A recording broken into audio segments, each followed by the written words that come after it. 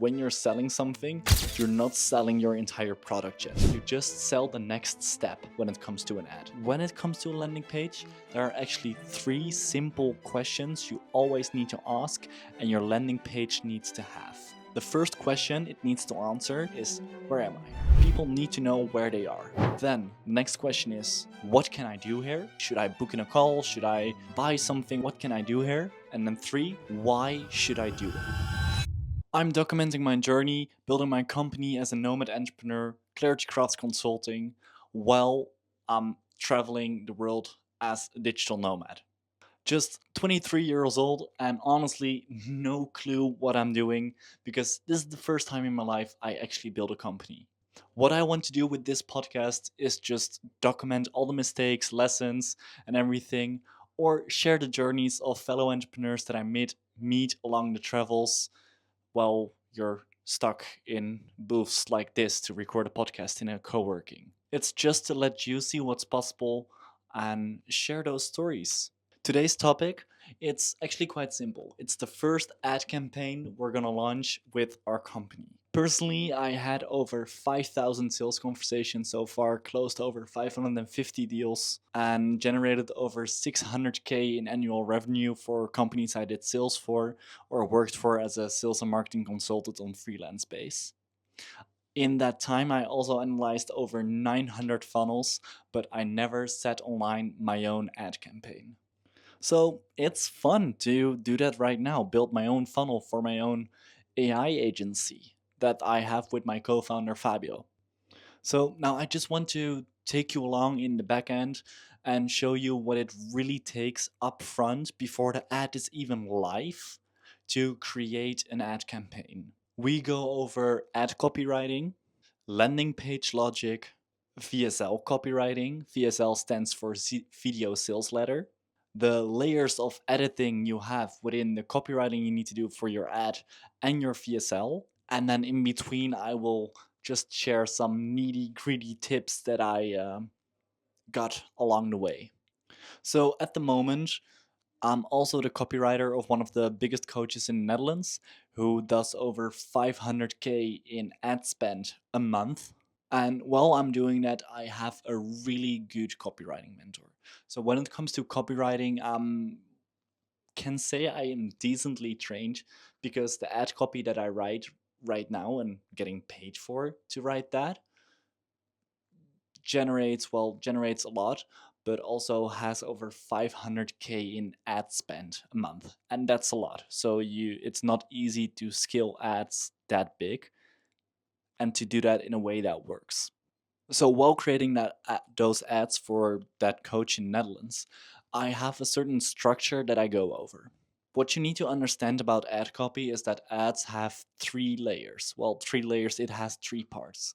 Of course, you have your hook, you have the ad body, and you have the CTA. Those 3 parts I always fill in according to a structure that I follow. It always starts with the clue. What is the core message of your ad? And the clue is the whole thing you built your ad around. For example, a clue that you see a lot right now is back in the days everything happens manually and now we have AI so things are easy. It's like a comparison clue. The clue is back in the days you had this, now you have this, and that's why it's better, and that's why we can improve.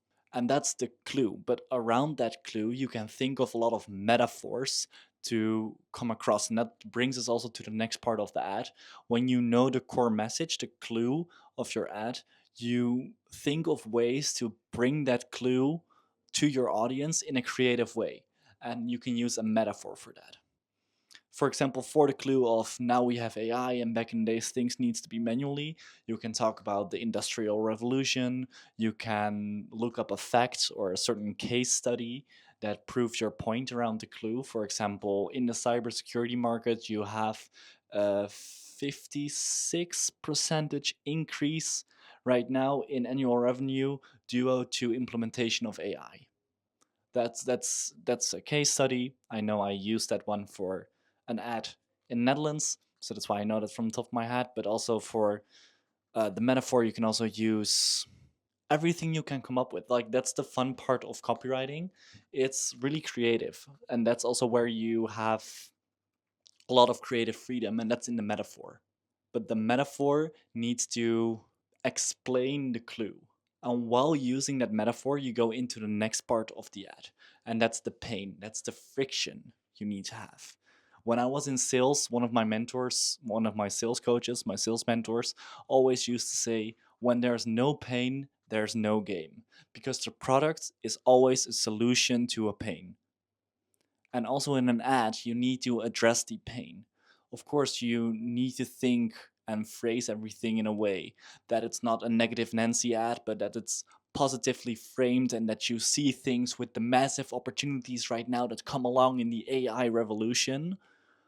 But what that brings along is that people feel overwhelmed, that people don't know what tools to use, and right now, they still have the time consuming tasks that they don't know they can automate. And for my case, I run an AI agency where we automate stuff for people. So then that's one of the pain points I would dive into. Hey, you do still have a lot of manual tasks. Do you know you can automate that? Do you know the possibilities there? Just like in the Industrial Revolution, it's way easier now. You don't have to do all the manual labor because in the industrial revolutions we had machines to do that, and right now we have AI. So you know you can be more efficient, right? And knowing you can be more efficient is also like a pain point of the client that you can address in an ad. And then from the pain, it's always good to go into the emotion. And there's a big difference there because the pain is the thing that they're experiencing, and the emotion is the thing that they're feeling because of what they experience. For example, they feel overwhelmed.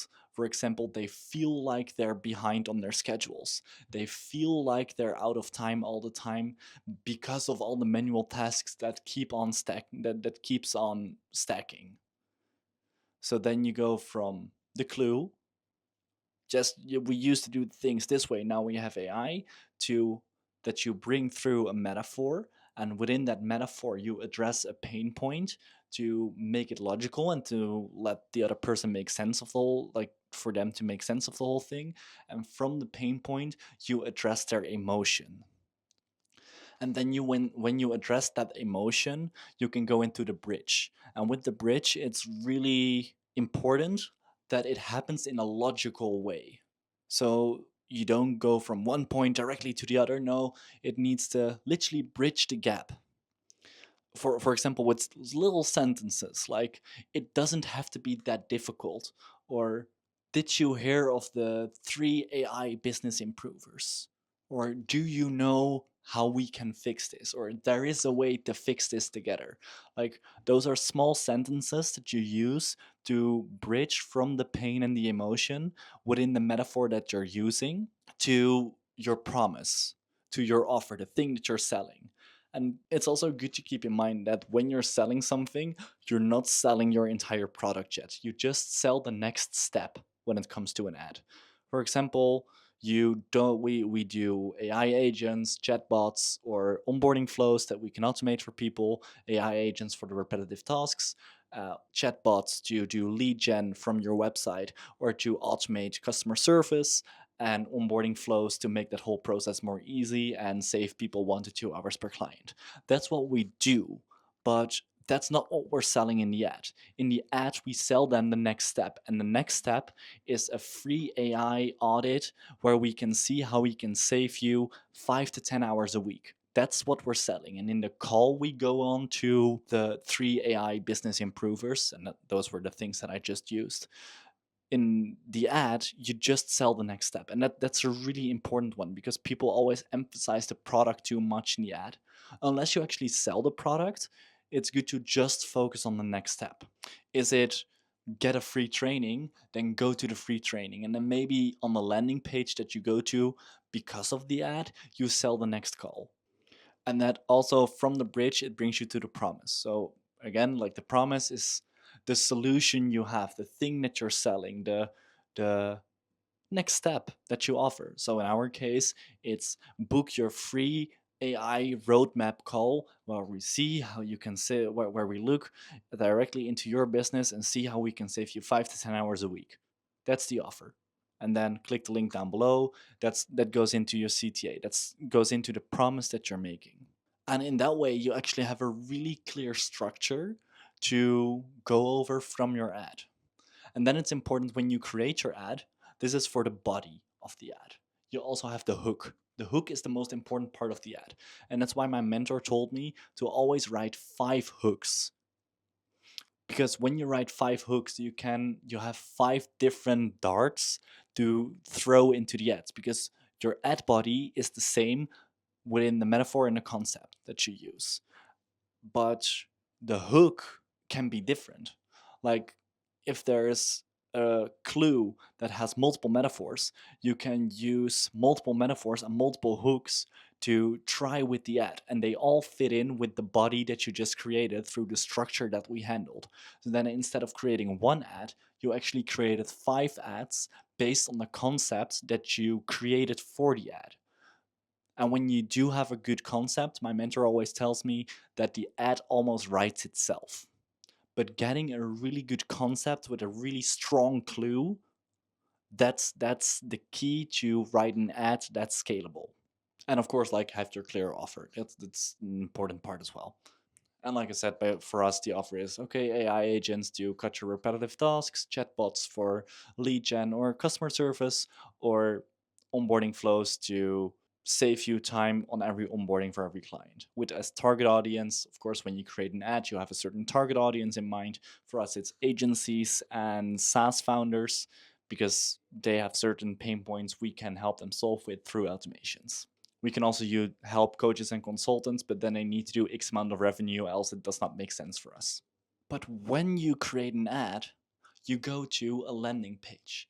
And when it comes to a landing page, there's always a certain type of logic that needs to be inside of that landing page. I can talk for hours about copywriting for landing pages and how you can have multiple call to actions on one landing page, and that every part of the landing page is just a part of selling the solution, and every time you sell a part of that solution, you need to have another call to action to like increase conversion rate, because you're consistently convincing them to book the call or to take the next step on that landing page. That's one point, and I can talk for hours about that.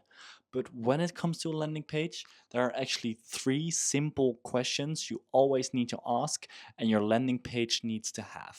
The first question it needs to answer when you open a landing page is, where am I? It's really simple, but where am I? Where am I? Just people need to know where they are. Then the next question is, what can I do here?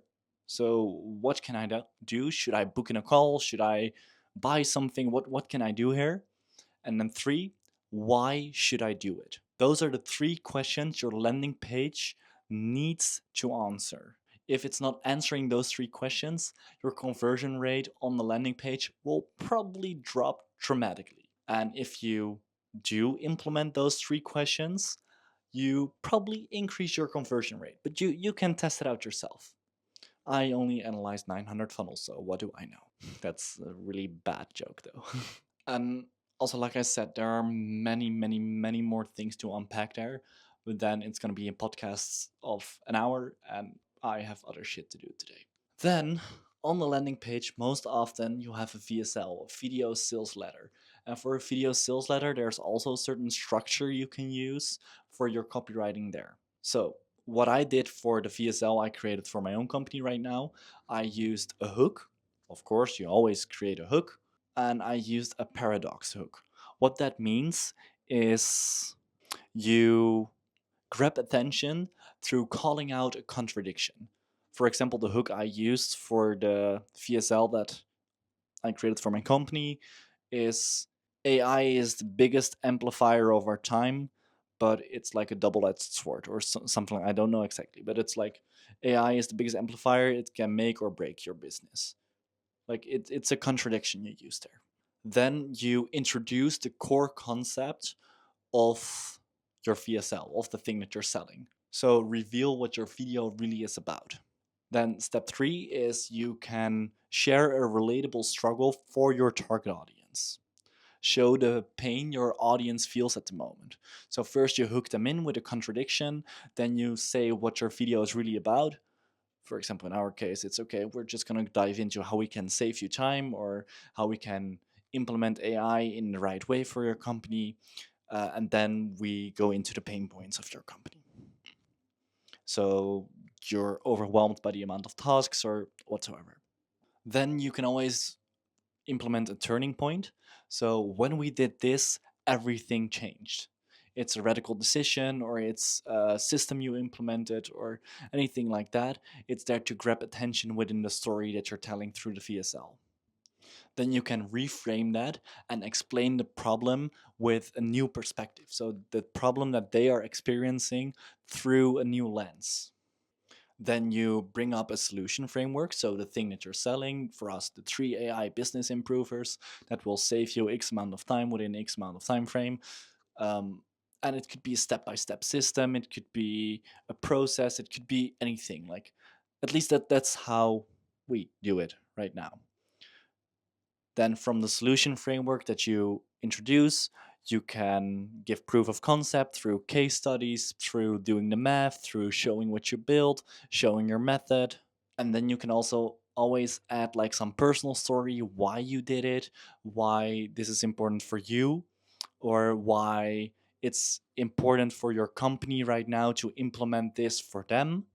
You only need to do that if this is relevant. If you have like a really cool founder story that take people along or something like that, you can use it. But if you don't have that, like, you can skip this part.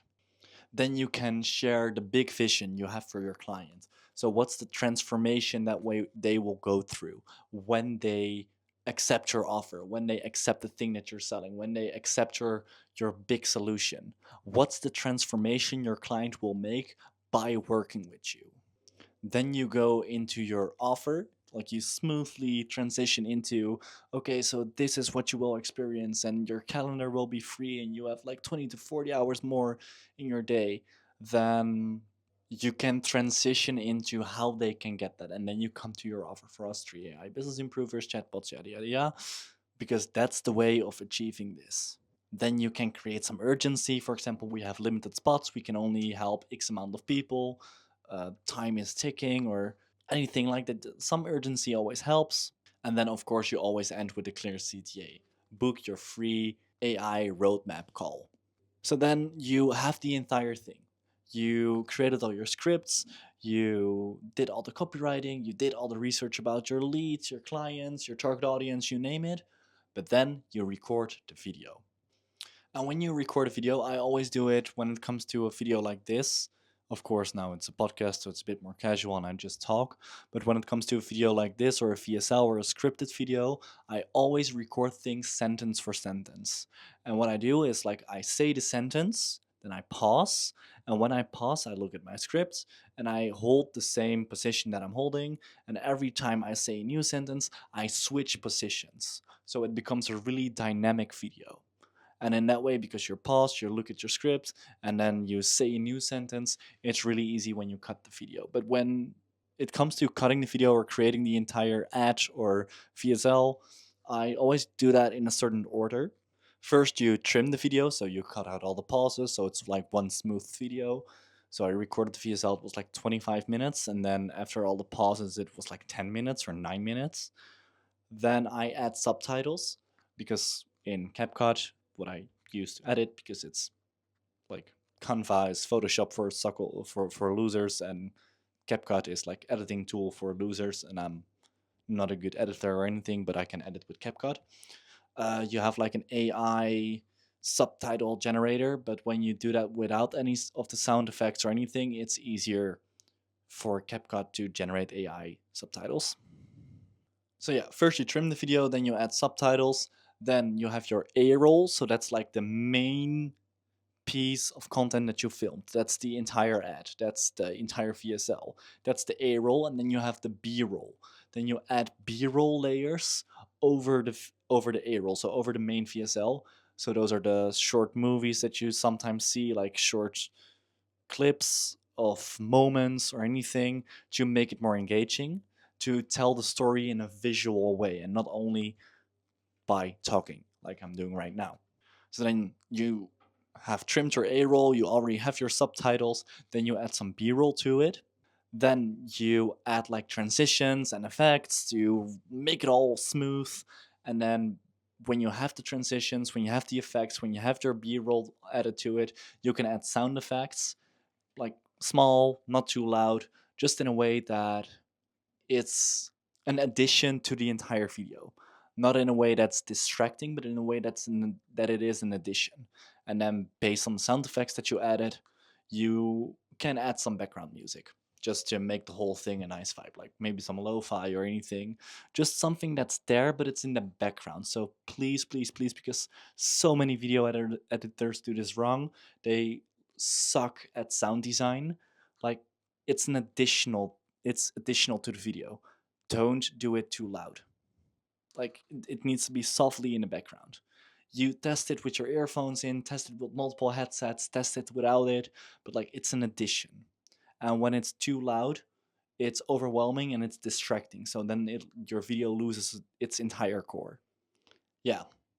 So this is all the pre-work you need to do to only create an ad, edit an ad, and create a landing page.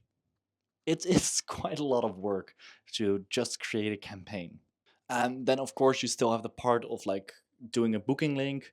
I personally use Tidycall. It's a cheap version of Calendly, because with Calendly you need to pay a monthly subscription, and Tidycall you just buy it and then you have it. It's a one time buy, so that helps a lot.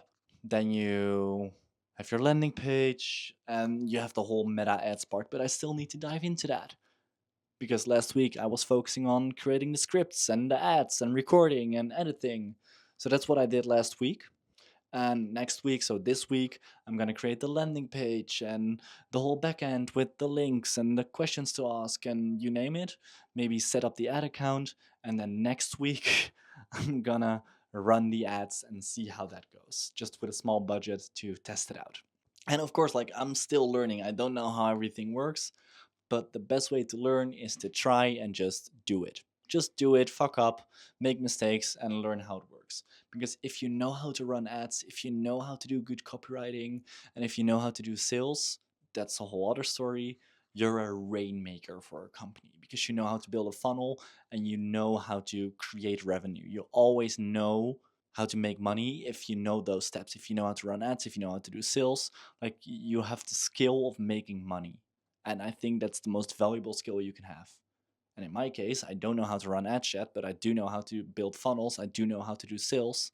So this is the last missing piece, and I'm really excited to learn this. And of course, I'm taking you along on this entire journey. So subscribe if this was valuable.